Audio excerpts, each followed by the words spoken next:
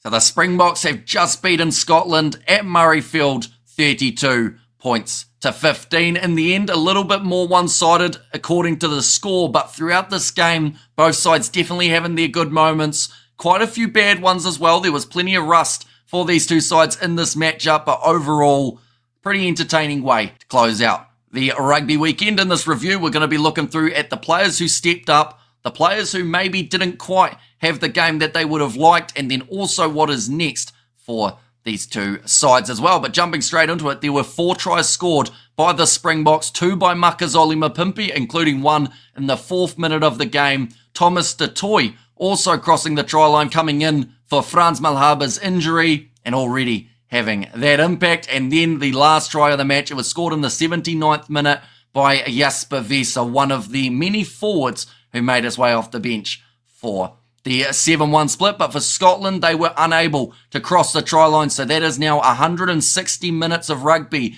that they have played up against South Africa that they have been unable to score. Although I should mention there was an honourable try for the Scottish there when they were able to cross the try line, but then it was ruled out due to an earlier knock-on from Hugh Jones. And that was kind of what happened most of the game. A lot of knock-ons from both of these sides and quite a few penalties as well, including the red card. Now, that was an interesting one. And I'm not saying it wasn't a red card, but they did penalise, I believe, the wrong man. Rory Darge, he did a crocodile roll, pulling Franco Mostert down. Scott Cummings, he was going through the middle, doing his normal clean out, and he actually ended up getting yellow carded for it.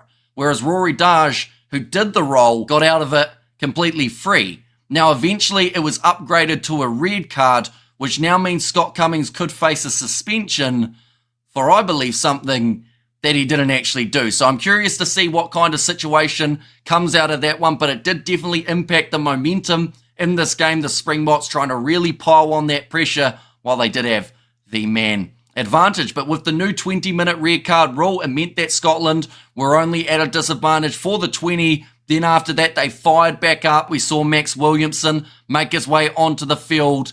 And the second half was definitely, I believe, the better for Scotland. Their backline was starting to function nicely, getting those quick, crisp passes across. But every time that they did that, the Springboks were there and they were able to stop them. So some brilliant defensive work throughout the first half. And the Springboks, of course, they had that 7-1 split. Maybe once again, not the most popular opinion, but I don't think it had the same impact in general play as maybe anticipated. I thought scrums, when they made the reserves come onto the field, were dominant for South Africa. But when we look through at who was in the front row, the argument could be made it would have been dominant whether it was a 7-1, a 6-2, or even a 5-3. But overall, with the players on the bench, it was great to see Arge Snyman back into a Springbok kit. Of course, still got that offloading game that can cause problems for the defence. In the starting lineup, Eben Etzebeth got himself man of the match, making a couple crucial tackles, including one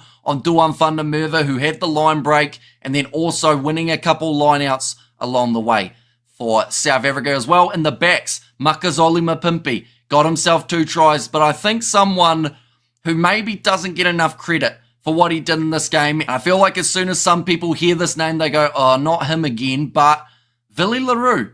He actually had a really good game here, and I know some people don't like him, and they don't like that he's in the squad, but it cannot be denied that that man had quite the impact out there on the park today. He managed to get an assist, he managed to control the game from the back, which is actually the same as what we can say about Scotland's number 15, Tom Jordan, having about 140 running meters throughout this contest. He was really strong, but overall under the high ball, that is where we saw Canan Moodie really shine for the Springboks. He was getting pretty much every single one that he went up for, and that's one of those little moments in the game when you can get that ball back after kicking it, which we did see a bit from Pollard as well as le Roux, and you can retain that ball and straight away counter-attack. That is when you can find the gaps, as the Springboks were able to do. But if we're going to be harsh, there were a couple players out there on the field that did not step up to the standard that we normally expect. For the Springboks, Franco Mostert, his first game back from injury,